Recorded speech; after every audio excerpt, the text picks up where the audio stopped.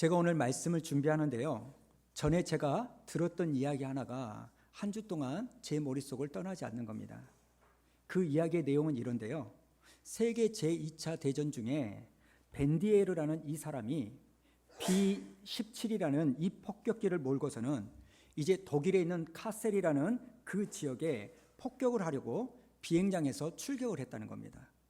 그런데 그것을 폭격하려고 출격을 했는데 막상 카셀에서 폭탄을 투하하려고 하는데 오히려 폭탄을 투하하기는커녕 도리어 독일군이 쏘아대는 그 대공포탄에 자기 비행기 연료 탱크가 맞아버린 겁니다. 여러분, 이런 일이 있으면 절대절명의 위기 가운데 빠져 있는 거 아닙니까? 얼마나 충격이 크겠습니까? 근데 이상하게도요, 분명히 지금 자기 비행기 연료 탱크에 대공포탄을 맞았는데 이 비행기가요 폭발하지 않는 거예요. 이게 어떻게 된 일인지 몰라도 너무너무 조마조마하는 마음으로 이제 자기가 출발했던 기지로 돌아오는데요.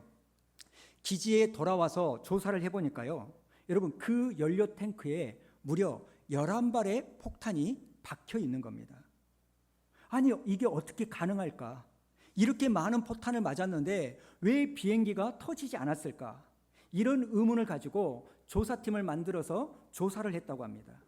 그래서 이 조사팀이요, 연료 탱크에 박혀있는 이 11개의 포탄을 수거해가지고 이렇게 조사를 해보니까 놀랍게도요, 이 포탄 안에 화약이 들어있지 않는 빈 탄환이 박혀 있었다는 겁니다. 왜 이런 일이 있었는가 가만히 조사를 해보니까요, 그 2차 세계대전 말기에는 이 독일이 너무나 경제적으로 어려워가지고 탄환을 만들기는 맞는데 그 탄환 속에 들어가야 될 화약을 만들 수가 없는 거예요. 그래서 이제는 화약을 만들 수가 없는데, 그렇다고 전쟁 중인데 손을 놓고 넋놓고 있을 수가 없으니까 그저 상대방을 위협할 수 있는 그 요량으로 이 빈 탄환을 만들어서 쏘아대었다는 겁니다. 여러분, 한번 상상을 해보십시오. 지금 그럴듯한 모양을 가지고 적을 향해서 지금 독일 군인들이요, 비행기를 향해서 대공포탄을 쏘아대고는 있지만 이 행동이 아무 소용이 없는 짓이라는 것을 뻔히 알고 있는 이 독일 군들은요, 폭탄을 쏘아대기는 쏘아대지만 얼마나 그 마음 가운데 비참한 생각이 들었겠냐고요. 제가 오늘 본문의 말씀을 쭉 묵상하는데요, 이렇게 화약이 들어있지 않는 빈 탄환을 쏘아대는 이 독일군의 모습이 자꾸자꾸 말씀과 오버랩이 되는 거예요. 그래서 제가 참 신뢰되는 표현입니다만 이게 오늘날 예수 믿는 영적인 우리들의 모습은 아닌가, 이런 생각을 해본다는 겁니다. 왜 그러냐면 지금 겉으로는 예배를 잘 드리는 것 같고 지금 겉으로는 신앙생활을 잘 하는 것 같지만 실제 내 삶에 어떤 문제가 부딪히고 어떤 사건이 생기고 어떤 일이 생기면 내가 믿는 예수는 아무런 능력이 되지 않고요, 내가 믿는 예수는 나에게 아무런 영향력을 끼치지 못하고 어이없이 무너지는 이 모습들을 많이 보거든요. 마치 예수님께서 디모데후서 3장 5절에 나오는 말씀처럼 경건의 모양은 있으나 경건의 능력은 부인하니 이 같은 자들에게서 네가 돌아서라. 지금 주님이 경고하는 이 말씀이 오늘 우리의 현실이고 상황이지 않는가, 이런 생각을 해본다는 겁니다. 여러분, 그런 고민 해본 적 없으십니까? 나는 분명히 예수 믿는데 왜 이렇게 나는 무기력하게 사나? 나는 예수를 정말 믿는데 왜 이렇게 나약하게 살고 있나? 뭐 여기에는 많은 대답을 할 수 있겠지만 저는 오늘요, 우리의 이런 모습이 어디에서 기인하는가 제가 분석을 해보니까요, 오늘날 예수 믿는 많은 사람들이 두 가지 무지를 가지고 있기 때문에 그런다고 생각을 합니다. 여러분, 오늘 우리가 예수를 믿지만 그 예수가 아무런 능력이 되지 못하는 무기력한 삶을 살게 만드는 두 가지 무지 중에 하나가 뭔지 아십니까? 여러분, 첫째는요, 예수 믿는 그 순간부터 우리는 영적 전쟁이 시작되었다는 이 사실을 모르는 무지가 있기 때문입니다. 여러분, 그동안 한국교회를 휩쓸었던 신학이 어떤 신학입니까? 번영신학이에요. 기복신앙이에요. 여러분, 이 기복신앙의 문제점은 여기 있지 않습니까? 기복신앙은요, 예수 믿으면 복 받습니다, 예수 믿으면 잘 됩니다. 예수 믿으면 만사 형통합니다. 이런 것을 강조하지만 사실 이런 축복이 있기 전에 우리가 반드시 치루어야 될 영적인 전쟁이 있다는 사실을 가르치지 않는 거예요. 우리가 잘 아는 출애굽기를 봐보십시오. 지금 이스라엘 백성들이요 400년 동안 애굽에서 종살이를 하다가 이제 종살이를 끝내고 홍해를 건너는데요, 그 홍해를 건너자마자 그들을 기다리고 있는 것은 복이 아닙니다. 번영이 아닙니다. 홍해를 건너자마자 그들을 기다리고 있는 것은요, 아말렉 족속과의 전쟁이고 수많은 싸움이 그들을 기다리고 있는 거예요. 여러분, 사도 바울도요 우리를 향해서 뭐라고 말하는지 아십니까? 에베소서 6장 11절에 보면 이렇게 말하는데요, 자 읽어볼까요? 시작. 마귀의 관계를 능히 대적하게 하여 하나님의 뭘 입으라고 말합니까? 전신갑주. 여러분, 여기 나오는 전신갑주는요 그 당시 중무장을 했던 로마 군인들의 장비 일체라는 거예요. 이건 군사적인 용어입니다. 여러분, 지금 바울이요 왜 예수 믿는 사람들을 향하여 너희들도 예수를 믿을 때 로마 군인들처럼 영적으로 무장해야 된다, 왜 이런 말씀을 하는 걸까요? 여러분, 지금 전신갑주를 입으라는 이 말은 뭘 전제로 하는 말입니까? 지금 예수 믿는 사람들은 어느 누구나 예외 없이 영적 전쟁 중이라는 것을 전제로 말하는 거 아닙니까? 여러분, 제가 이런 모습을 가만히 보면 오늘 한국 교회는요 너무나 달콤한 기복신앙, 예수 믿으면 복 받습니다, 예수 믿으면 만사 형통합니다. 저 같은 목사들이요 이 단상에서 하나님의 말씀을 호도함으로 말미암아 이런 잘못된 메시지를 증거하니까 정작 고난을 받고 무슨 일이 생겼을 때 우리의 삶이 세워지고 승리하기보다는 무너지고요, 어쩔 때는요 신앙에서 떠나버리는 그 일들이 일어나는 거 아닙니까? 저는 이게요 한국 교회를 무기력하게 만든 영적 요인 중에 하나라고 생각합니다. 여러분, 오늘 본문 말씀도 마찬가지 아닙니까? 사도행전 13장에 보니까요 성령님께서 바나바와 바울 이 사람들을 따로 세워가지고 제1차 전도 여행을 출발시킵니다. 그래서 항구에서 배를 타고 첫 번째 전도지인 구브로라는 이 섬에 들어와서 복음을 전합니다. 특별히 7절을 한번 볼까요? 7절 시작. 그가 총독 서기오 바울과 함께 있으니 서기오 바울은 지혜 있는 사람이라 바나바와 사울을 불러 하나님의 말씀을 듣고자 하더라. 지금 구브로 섬에 있는 이 총독이요 복음에 관심을 가져가지고 하나님의 말씀을 들으려고 하는 거예요. 근데 문제가 뭐냐면 8절을 보십시오. 이 마술사 엘루마는 그들을 대적하여 총독으로 믿지 못하게 힘썼다는 거예요. 지금 총독은요 하나님의 말씀을 듣고자 요청을 하는데 거짓 선지자 바예수 마술사가요 이 복음 전도를 방해하고 있는 거예요. 여러분, 사실 우리가요 전도를 해보면요 이런 일은 반드시 있습니다. 그렇게 좋았던 관계예요. 정말 친밀한 관계예요. 그런데 예수 믿자라는 이 말 한마디 때문에요 관계가 불편해지고 깨지는 일들이 의외로 많습니다. 여러분, 왜 그런지 아십니까? 이 세상은요 마귀가 다스리는 장소이기 때문에 그렇습니다. 이 세상은요 마귀가 왕노릇해요. 여러분, 겉으로 보기에는요 구브로를 다스리는 사람은 총독 서기오 바울처럼 보이지만 실제로는요 이 총독을 조종하고 다스리는 사람이 있었어요. 그게 누굽니까? 마술사, 무당, 바예수, 이 사람이에요. 여러분, 이것은요 지금도 마찬가지입니다. 선거철만 되면요 점집이요 문전성시 아닙니까? 정치인들 치고요 점쟁이한테 가가지고 점 안 쳐본 사람 거의 없을걸요. 심지어는 예수 믿는 사람들도요 가끔가다 당황스러운 게 뭐냐면 목사인 내 앞에서 집사라는 사람이 우리 교회 사람은 아닙니다. 점 봤다고 자신 있게 말해. 기가 찰 일들이에요. 여러분, 수능을 보거나 대학 원서를 낼 때요 점집이 문전성시를 이루잖아요. 어느 대학교에 원서를 낼까요? 사실 지금 이 세계 수많은 나라의 지도자들도요 배후에는요 무당들이 있다는 것을 여러분 아십니까?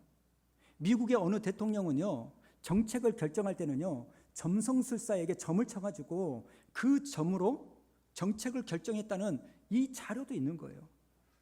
여러분 지금 구부러 섬은요, 겉으로 보기에는 총독이 다스린 것처럼 보이지만 실제로는요, 마술사, 더 구체적으로는 이 마술사를 조종하고 있는 악한 영이 장악하고 있는 거예요. 제가 애정교회에서요, 청년 사역을 할 때 제가 가르치던 제자 중에 하나가 저에게 찾아왔어요. 상담을 한다고. 그래 무슨 일이냐 그랬더니 말을 할 듯 하면서도 안 하고 뜸을 들이는 거예요. 아, 말을 해봐. 이 친구는 참 교회 안에서 열심히 봉사하는 믿음이 있다고 하는 청년이거든요. 근데 애가 정말 어렵게 저에게 이야기를 해요. 뭐라고 말하냐면, 목사님, 제가요 야동을 못 끊어요. 안 봐야지 하는데 어느 순간 정신을 차리고 보면 이걸 보고 있는 자기 자신을 보고 절망하고 낙심할 때가 한두 번이 아니라는 거예요. 도대체 어떻게 해야 될지 모르겠다는 거예요. 여러분 제가 그때 그 청년에게 뭐라고 권면한지 아십니까? 두 가지예요. 하나는요, 너 그런 생각이 들 때마다 결코 네 혼자 있으면 안 돼. 사람들 많이 있는 데로 자리를 옮겨. 여러분 정욕은요 피해야 됩니다. 맞서 싸워 이길 사람이 없어요. 여러분 혼자 있을 때 안 됩니다. 그런 생각이 들 때마다 여러 사람이 있는 곳으로 자리를 옮겨야 돼요. 그리고 또 하나 중요한 권면을 했는데 뭔지 아십니까?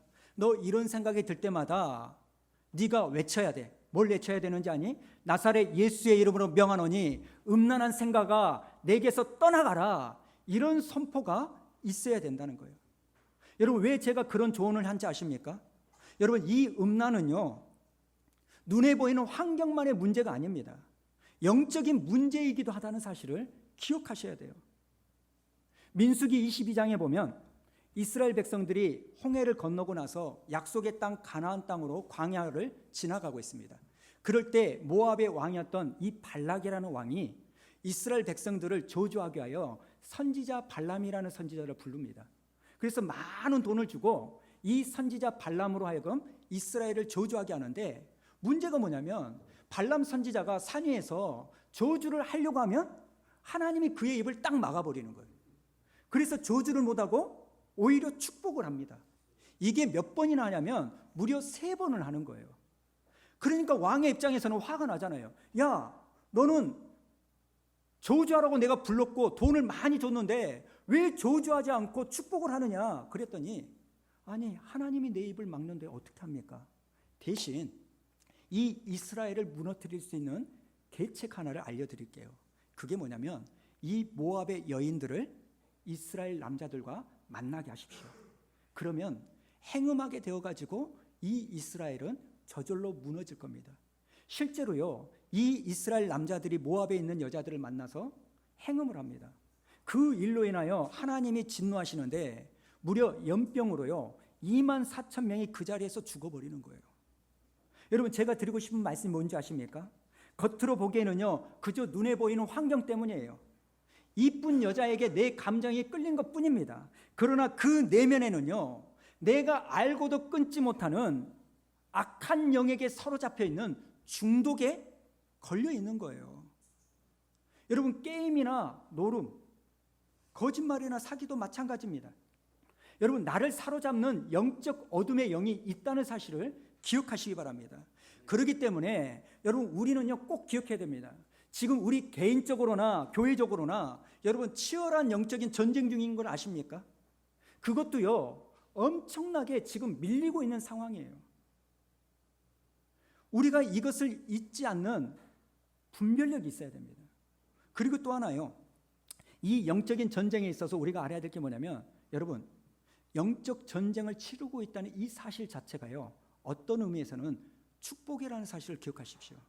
이게 무슨 말이냐면, 만약에 이스라엘 백성들이요 홍해를 건너서 약속의 땅 가나안에 가고 싶은 이 마음이 없어가지고 나 가나안에 안 갈래, 난 여기서 비굴하게 애굽의 종으로서 살면서 애굽의 주인들이 주는 밥이나 먹고 살래, 여러분 그랬으면요 이 사람들은요 전쟁은 피할 수 있었습니다. 그러나 여러분 어느 누구도 종살이 하면서 남이 주는 밥을 얻어먹고 벽돌 구우면서 사는 인생을 그 어떤 누구도 축복된 인생이라고 말하지 않습니다. 비록 어려움은 있고 아픔이 있고 전쟁 중에 부상을 당한다 할지라도 그 전쟁 중에서 우리 대장 되신 예수 그리스도가 앞장서 주심으로 말미암아 내 삶에 예수를 경험할 수 있는 삶을 살아갈 수 있다면 여러분 그것이 축복인 줄로 믿으시기 바랍니다. 수원 우리 교회 11월 24일 날 새생명 축제를 합니다. 저는 여러분이요 복음을 전하다가 방해를 받는 영적 전쟁에서 밀리는 그런 일이 없기를 원합니다. 그리고 그런 전쟁이 일어나는 것을 이상하게 여기지 마십시오.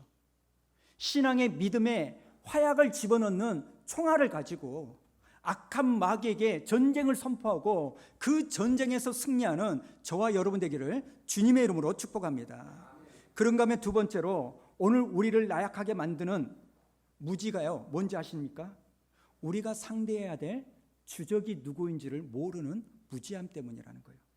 자, 오늘 말씀 11절. 자, 11절에 있는 말씀을요 우리 한번 보도록 하겠습니다. 시작.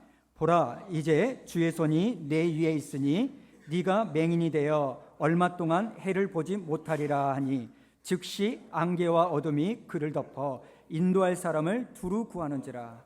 오늘 말씀에 보면 총독에게 복음을 전하는 것을 방해하는 이 마술사에게요 사도 바울이 시력을 잃게 만듭니다. 근데 특이한 게 뭐냐면 이 마술사를요 영원토록 보지 못하게 만드는 맹인으로 만든 게 아니라 얼마 동안만 앞을 보지 못하게 만드는 거예요. 여러분 왜 그럴까요? 사도 바울이 능력이 없어서 그런 걸까요? 아닙니다. 저는 이 말씀을요 어떻게 해석하냐면요 에베소서 6장 12절의 말씀으로 해석을 합니다. 자, 12절 우리 한번 읽어볼까요? 시작. 우리의 씨름은 혈과 육을 상대하는 것이 아니요 통치자들과 권세들과 이 어둠의 세상 주관자들과 하늘에 있는 악의 영들을 상대함이라. 여러분 이 말씀은요 우리의 주적은 눈에 보이는 사람이 아니라는 거예요. 여러분 오늘 우리가 살고 있는 이 시대는요 마귀가요 옛날처럼 호랑이 담배 피던 시절처럼 골리앗 시대처럼 머리에 뿔을 달고 다니고 무슨 협박하고 소리를 지르는 모습으로 우리를 공격하지 않습니다. 오늘 우리가 살고 있는 이 시대의 영적 전쟁은요 교활하게 짝이 없는 이 마귀가 자기는 뒤로 싹 빠지고 하나님과 사람 사이, 사람과 사람 사이를요 교묘하게 갈라놓는 거예요. 여러분 창세기 3장을 보면 마귀가 하와에게 접근을 하죠.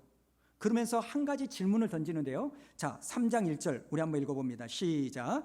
그런데 뱀은 여호와 하나님이 지으신 들 짐승 중에 가장 강교하니라. 뱀이 여자에게 물어 이르되 하나님이 참으로 너희에게 동산 모든 나무의 열매를 먹지 말라 하시더냐. 여러분 지금 마귀는요 하나님의 말씀을 많이도 아니에요. 살짝 단어 하나만 바꾸어 버립니다.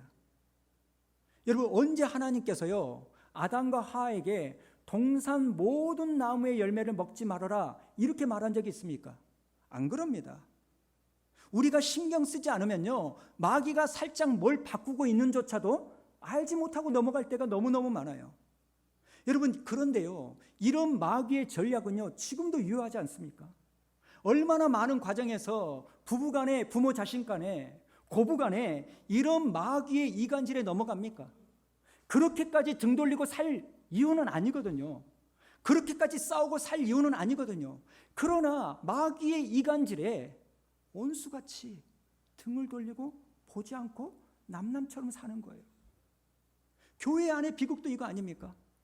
서로 사랑해야 되는 하나님의 자녀들이요 내 생각이 다른 것 때문에 내 스타일이 아닌 것 때문에 내가 원하는 모습이 아닌 것 때문에 교회 안에서 얼마나 싸우고 지지고 볶고 그럽니까? 저는요 지난 47년 동안 살면서요 나는 원수 마귀가 미워요 이렇게 말하는 사람은 한 명도 본 적이 없습니다. 다 뭐라고 말하는지 아십니까? 저 김집사가 미워요. 저 박권사가 미워요. 저 배봉사가 미워요. 이렇게만 말하는 거예요. 여러분 오늘 말씀을 통하여 여러분께 정말 간절히 부탁을 드립니다. 여러분 아무리 그 박권사가 미워도 아무리 그 김집사가 미워도 그 사람은요 타도의 대상이 아닙니다. 불쌍히 여겨야 돼요. 아직 믿음이 없고 하나님을 알지 못하기 때문에 그런다는 겁니다. 사무엘상을 보십시오. 다윗이요 아버지의 심부름으로 전쟁에 나가 있는 형들에게 도시락을 주려고 심부름을 보냄을 받습니다. 그래서 전쟁터에 왔더니 기가 막힌 일이 벌어지는 거예요. 지금 블레셋의 골리앗이요, 건장한 거인의 모습으로 하나님을 모욕하고 비난하고 이스라엘 백성들을 조롱해도요, 어느 누구도 말을 못해요. 그것을 보고 거룩한 분노가 생겨가지고 내가 저 골리앗을 가만두지 않겠다 하면서 싸우러 나갑니다. 여러분, 그러면 어떻게 해야 될까요? 박수 쳐줘야죠. 대단하다라고 인정해줘야죠. 근데 문제가 뭐냐면 그 골리앗을 싸우러 나가는 다윗의 발목을 잡는 사람이 누구냐면 이방인이 아니에요. 적들이 아니에요. 자기 형 엘리압이 다윗의 발목을 잡습니다. 너 지금 뭐하러 왔냐? 너 지금 놀러 왔니? 네가 뭐라고 골리앗과 싸운다는 거야? 그러면서요, 다윗의 그 발목을 확 잡아버립니다. 만약에 여러분이 다윗이라면 여러분은 어떤 반응을 보일까요? 팔 걷어붙이고, 형 어떻게 그렇게 말할 수 있어? 지금까지 찍소리도 못한 사람이 내가 한다고 하면 나를 좀 축복해주고 나를 격려해주고 나를 어떻게 도와줄까 이래야지, 지금 나보고 뭐라 한다고 꾸짖어? 당신이 형이 그러고도 사람이야? 하나님 믿는다고 말할 수 있어? 골리앗과 싸우면 뒤로 가고요, 나의 발목을 잡았던 그 사람과 치고받고 싸우지 않겠습니까? 근데 다윗의 귀한 점이 뭐예요? 딱 한마디예요. 내가 장난하겠어요? 그리고 등 돌리고요, 형 엘리압을 상대하지 않고 오로지 자기의 주적 골리앗을 바라보니까 역사가 일어나는 거예요. 여러분, 오늘 우리가요 헷갈리고 넘어가면 안 됩니다. 우리의 주적은요 그 문제 배후에는 온수 마귀이지 그 사람이 아니라는 사실, 저는 오늘 예배하는 저와 여러분의 그 영안이 열림으로 말미암아 우리의 주적이 누구인지를 분별할 수 있는 은혜가 있기를 주님의 이름으로 축원합니다. 여러분, 그렇다면 우리가 이런 영적 전쟁을 하고 있는데 이 영적 전쟁을 이기고 있는지 지고 있는지를 어떻게 알 수 있을까요? 아니, 눈에 보이지 않는 상황인데 그걸 어떻게 아냐는 거예요. 여러분, 아는 방법이 하나 있습니다. 그게 뭔지 아십니까? 누군가가 여러분을 이간질하려고 여러분에게 다가오고 여러분을 위해주는 척하면서 다른 사람의 험담을 하기 시작할 때 여러분이 거기에 말려들지 않고 딱 선을 그으면 여러분 영적 전쟁에서요 지지 않고 이기고 있는 거예요. 근데 반대로요, 아무리 헌금 많이 하고 봉사 많이 하고 기도 많이 하고 예배 잘 드린다 해도요, 누가 조금만 뭐라고 하면 온통 거기에 빠져가지고 입을 섞어서 남을 험담하고 욕하면요, 여러분 영적으로 속아 넘어가서 지고 있는 겁니다. 여러분, 왜 전화를 해가지고요 상대방하고 나의 이야기를 하지? 나 지금 영적으로 많이 힘들어, 나 이런 문제가 있어, 나를 위하여 기도해줘, 이렇게 내 이야기를 해야지 왜 다른 사람의 이야기를 하는데 30분, 1시간, 2시간을 쓰느냐는 거예요. 여러분, 그것 자체가 마귀의 이간질에 넘어가고 있는 거 아닙니까? 여러분, 이것은요 제 자신을 봐도 너무너무 정확합니다.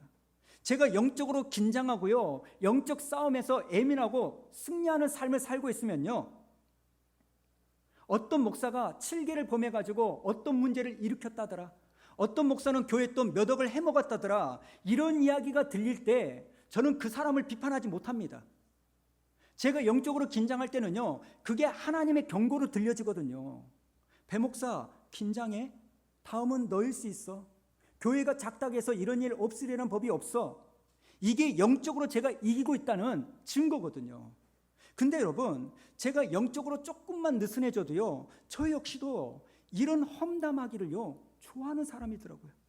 구약이 들었냐고. 구약이 세상에 저 교회 목사가 3억을 해먹을 때 3억, 여자 몇 명을 건드렸대, 이러면서요 동조하는 거예요. 여러분, 이건 영적으로 우리가 다 넘어가는 겁니다. 부부관계도 마찬가지 아닙니까?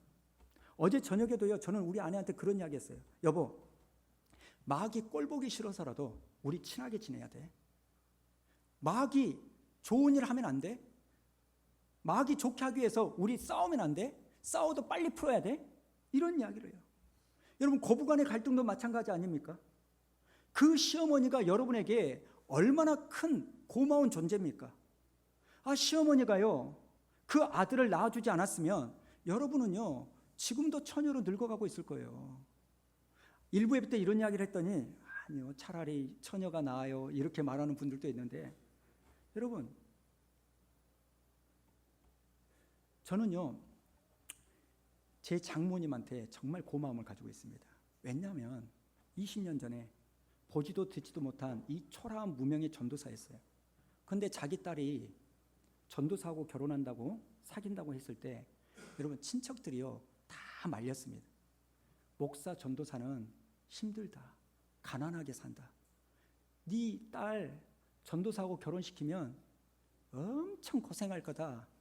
친척들이요 다 말렸다고 합니다. 사실 그럴 수 있는 거 아닙니까? 그리고 24년 동안 금이야 오기야 키웠던 그 큰 딸, 뭐라고 잔소리 한마디도 안 했대요. 믿을 수는 없지만 그 딸을 그렇게 잘 키웠는데요, 제 아내가 되도록 허락해 주신 것이 너무너무 고마운 거 아닙니까? 그리고 사이가 교회를 개척했는데 교회가 좀 이런저런 일로 손이 부족하다고 하니까 예수를 안 믿지만 그래도 가족인데 도와야지, 그래가지고 오셔가지고요 주방 도우러 왔다가 예수 믿고 코 깬 사람이 우리 장모님이에요. 여러분, 지금 20년이 다 되었지만 사실 그 고마움은요 말로 다 할 수 없습니다. 지금은 서로 바빠가지고 잘 못하지만요, 저는 우리 장모님하고요 서로 등을 밟아주는 사이입니다.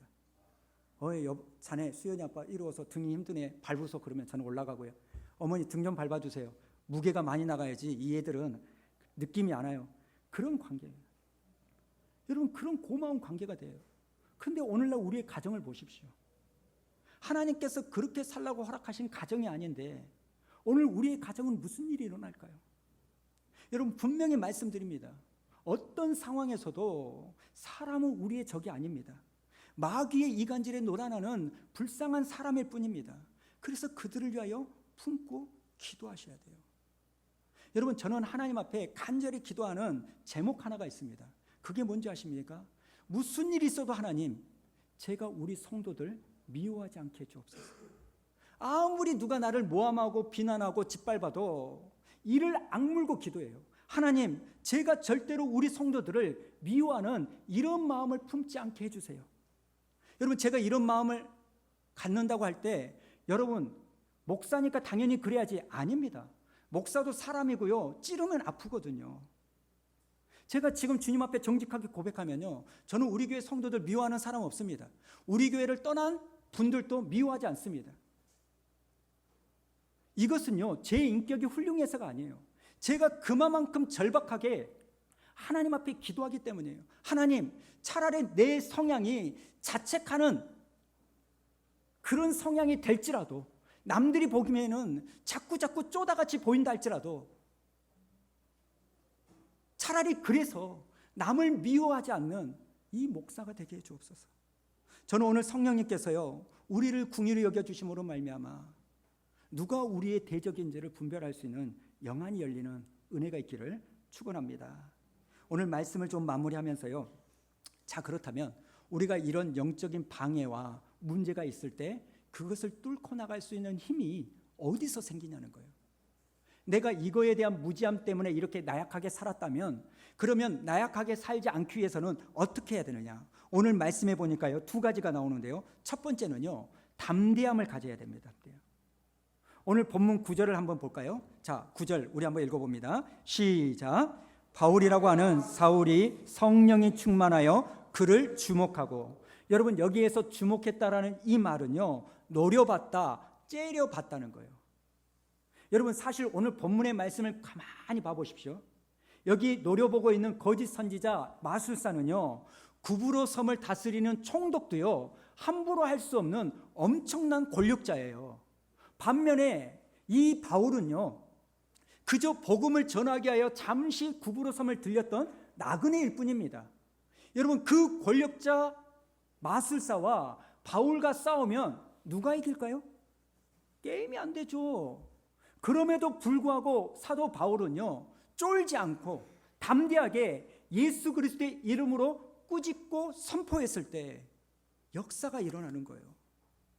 세상은 우리를 위협합니다만 여러분, 내 안에 계신 예수 그리스도를 의식하고 여러분 세상 가운데 쫄지 말고 담대함으로 나아가는 여러분 되시기를 축원합니다. 그런가 하면 두 번째, 여러분 우리가 어려움을 방해를 뚫고 나갈 수 있는 힘은요 성령 충만할 때 나타난다는 거예요. 자, 9절을 다시 한번 보십시오. 바울이라고 하는 사울이 성령이 충만하여 이렇게 말합니다. 어떤 분들은요 제 이야기를 듣고 이런 이야기를 해요. 목사님, 제가 목사님의 말씀을 듣고 저도 선포했지만 아무런 역사가 일어나지 않아요. 헬기야 떠나가라, 거짓말아 떠나가라, 우리 가족을 불화시키는 영적 어둠은 떠나가라, 이렇게 외쳐도 이런 역사가 일어나지 않아요. 성경에는 말씀에 따르는 표적이 나타나는데 왜 나는 그렇게 외쳐도 선포해도 이런 일이 안 일어날까요? 여러분, 그 이유는요 매우 간단합니다.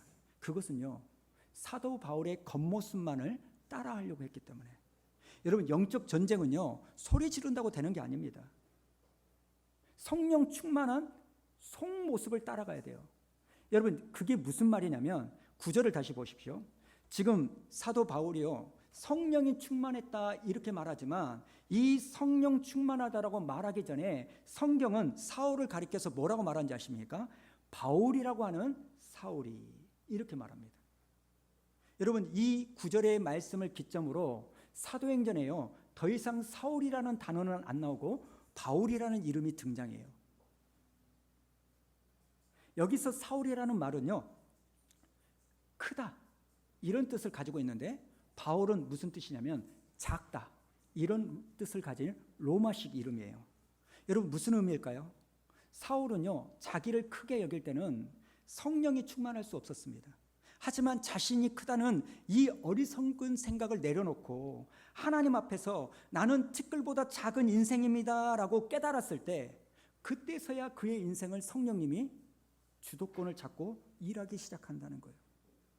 여러분, 성령 충만 영성 그러는데요, 여러분 성령 충만은요 성경에 나오는 무슨 체험을 하는 게 성령 충만이 아닙니다. 여러분, 성령 충만은요 딱 두 가지예요. 나의 작음을 알고 그분의 크심을 알고 인정할 때 성령 충만의 일들이 일어날 줄로 믿습니다. 오늘 말씀을 나누었습니다. 여러분, 예수 믿는 순간부터 영적 전쟁이 시작된다는 사실을 기억하십시오. 그리고 사람은 우리의 주적이 아니라 온수 사탄 마귀임을 알고 그 배후의 역사는 영을 축사하는 여러분 되기를 원합니다. 그래서 이번 한 주 동안 여러분 이런저런 일이 있을 때 그 방해를 뚫고 나갈 수 있도록 여러분 쫄지 마시고 담대함으로 나아가시며 나의 작음과 하나님의 크심을 인정하는 성령 충만한 삶을 삶으로 말미암아 여러분 예수 믿는 사람으로서의 능력이 나타나는 역사가 일어나기를 주님의 이름으로 축원합니다.